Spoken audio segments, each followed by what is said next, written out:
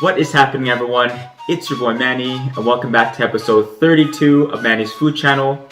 And just before I get started on this episode here, I just want to wish everybody a Merry Christmas, Happy Holidays, and Happy New Year's as well.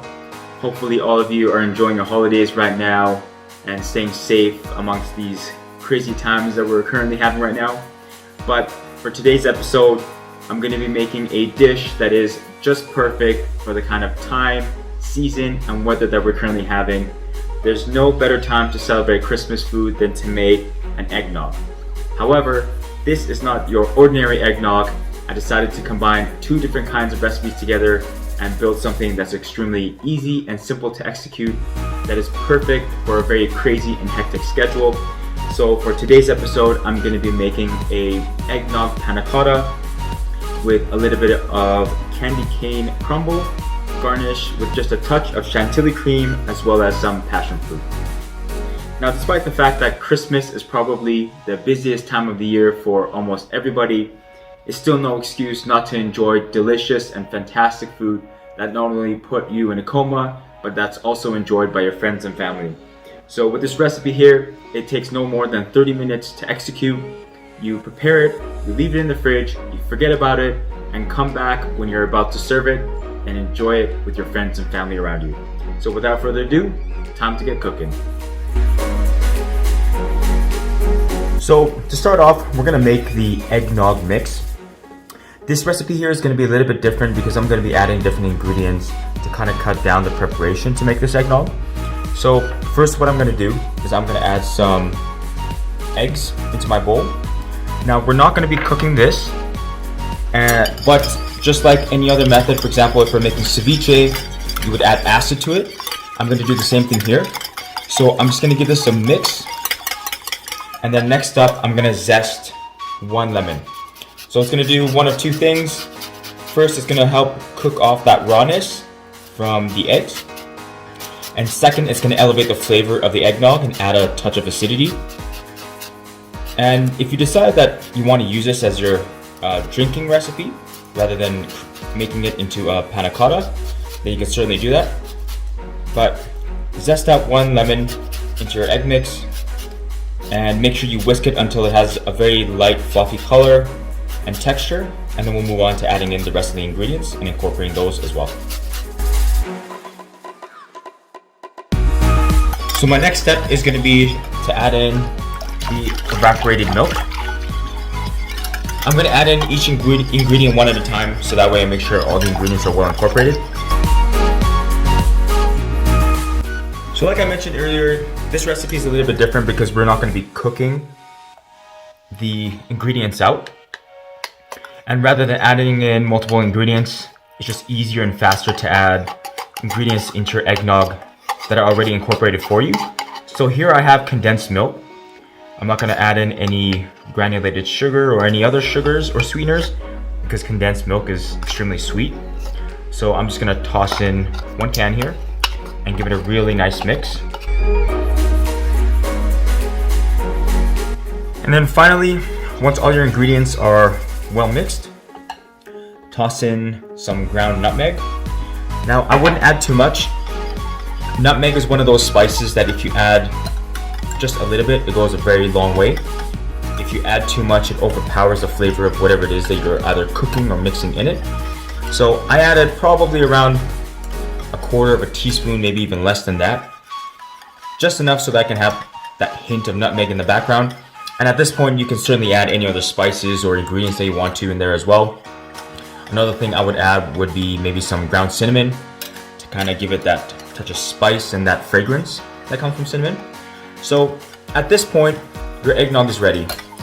Like I mentioned, you don't have to cook this out because we're using that lemon peel to kind of cook it out like we do with ceviche or any kind of raw fish, adding a touch of acidity in there to kind of kill out that bacteria. So at this point, if you want to leave it in the fridge to kind of reach that desired temperature to drink your eggnog, you can do that. But what I'm going to do now is I'm going to add in my gelatin. This here is pork gelatin. I couldn't find any agar-agar, which is a plant-based gelatin. If you do not eat pork, agar-agar is probably the better route to go. So for this one here, I have to add it in with a little bit of warm water, which is what I'm going to do next, and then toss it into here. Make sure you read the instructions or the label to make sure you understand how much of your gelatin or agar you're adding into your eggnog mix, because the last thing you want is to kind of go overboard and turn it into a kind of a jello. And what you want is a very nice smooth consistency where you add just enough gelatin or agar just to hold its shape when you flip it over. So I have about 1 liter here of liquid, maybe a touch more, and each pack holds about 500 milliliters of liquid. So I'm gonna toss in 2, but I'm gonna add this in with a bit of warm water just to dissolve the gelatin, and then I'm gonna toss it into my eggnog mix. Now this is the point where you wanna make sure that you add quickly. You don't want to add in the gelatin and have it set in your bowl. You want to make sure that it's well incorporated into the eggnog and quickly transferred into the ramekins. So here I just quickly mixed in and melted out the gelatin. I'm going to work extremely quickly here. Make sure I incorporate all this gelatin. So once your gelatin is mixed in, transfer it into a measuring cup or beaker or some pouring device where you can pour this evenly amongst all of your ramekins.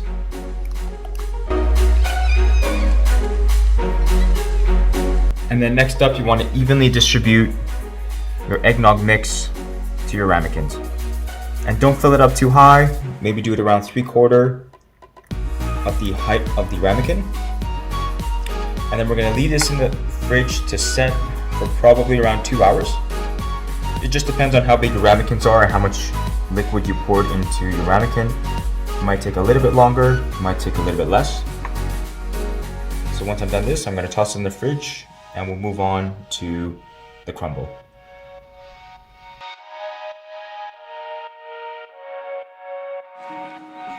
So now we're going to move on to the pecan and candy cane crumble. This recipe is really easy to make, and you can kind of add in your own ingredients to kind of make it into your own desired crumble. So first I'm going to start off by melting off a knob of butter in my pan here. Now this pan is on medium to low heat. I don't want it any higher than that because I don't want to burn my crumble. All I want to do is just toast it off. So first I'm going to melt off this butter. Once your butter is just about melted, you're going to add in your all-purpose flour and cook this off for around 1 to 2 minutes. And you're going to notice that it's going to incorporate and kind of build a bit of a slack paste into a slack roux. So I'm just going to toast off the all-purpose flour, making sure that I remove any of the lumps. Once you've toasted off your flour, then you can start to throw in your crumble mix. Here I have equal parts of crushed pecan as well as some oats. If you don't like oats, you can omit this step, or if you like to add in any other kind of nuts, you can add it in there as well. Some of my favorite to throw in there will be some almonds as well as some walnuts. So I'm going to quickly mix this in and toast it off for around 4 to 5 minutes so I can get a bit of that smoky and charred flavor incorporated into this crumble. And then after that, I'm going to add in some sweeteners as well as the candy cane that I bought from the store. So as this is toasting, I'm going to toss in just a touch of cinnamon and a nutmeg mix in there as well. I don't want to add too much to overwhelm the flavor of this crumble. And I'm going to continue to toast this, and you will know once you're at the stage to add in any other sweeteners and ingredients once it starts to become very aromatic and you start to smell that roasted flavor. And for mine here on this side, it's starting to get there, but it's not quite there yet. In the meantime, I'm going to continue to let this rest. One of the garnishes that I'm going to use for my dish is some passion fruit. Now, if you don't know where to get passion fruit, you can get it at any local grocery store. It could be on a bit of the expensive side, but the reason I'm adding this is because I'm trying to think of the dish as a whole. During Christmas time, we eat a lot of rich, sweet, and heavy dishes, And you want to have some ingredients there that kind of counterbalances and counteracts against that kind of sweetness and richness that we're getting from the meals. So this dessert here, although I'm not going to make it overpoweringly sweet, it's still going to be a bit on the sweeter side.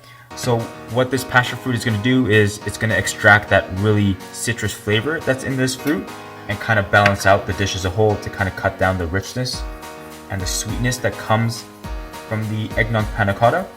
So that's why I'm using this here. Always whenever you're making desserts, think about what kind of ingredients you can use to kind of counterbalance those strong and intense flavors. And you don't have to buy ingredients where you have to cook it up. You can always use just fruit, for example raspberry or sometimes blueberries. Blueberries, when they're not in season, they tend to be more on the sour side than it is on the sweeter. So it just depends on what your personal preferences are. But now I'm starting to notice that it's starting to turn brown. This is when I can continue to add in the rest of my ingredients. So now I'm going to toss in some honey. Not too much, just enough to kind of bind it together and add just a touch of sweetness.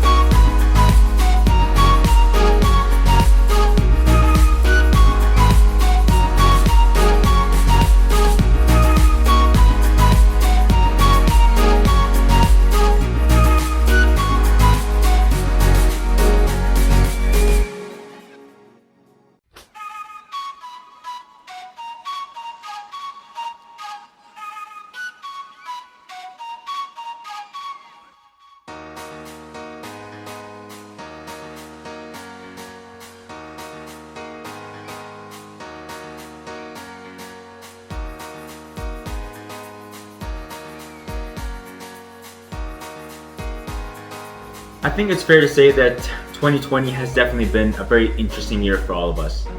Whether you're currently watching this video from a different continent, country, province, or even city, we've all been impacted very differently with the events that have been happening around us.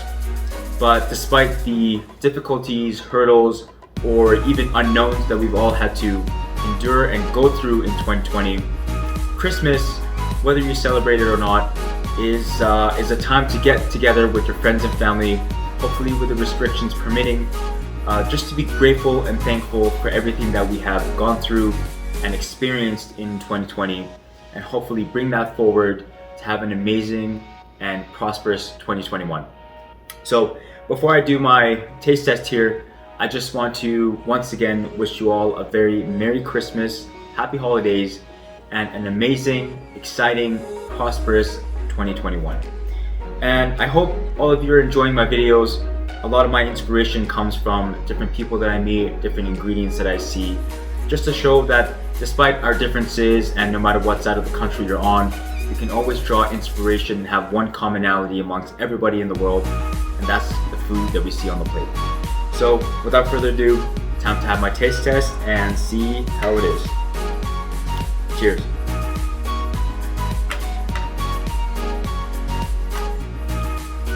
You know, I wasn't sure what to think about this dish when I first imagined it in my mind, but having seen it on a plate, it is freaking delicious.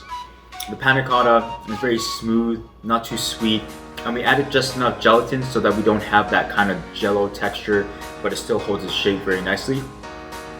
That crumble that we added around there adds a bit of a crunch and texture to the dish, and that passion fruit helps to add that bit of acidity to kind of cut down the richness of the dish. And typically with passion fruit, I would remove the seeds to kind of strain off and juice off as much from the passion fruit. But just for simplicity purposes, I decided to leave the seeds in there to add a bit of a different color, and just to show that preparation to make something this delicious doesn't have to take a lot of time.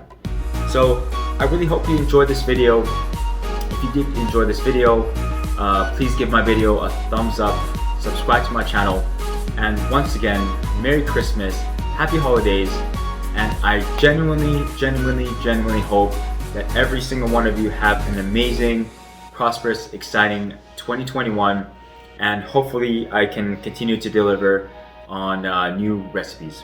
So until then, have a very happy holiday. See you soon.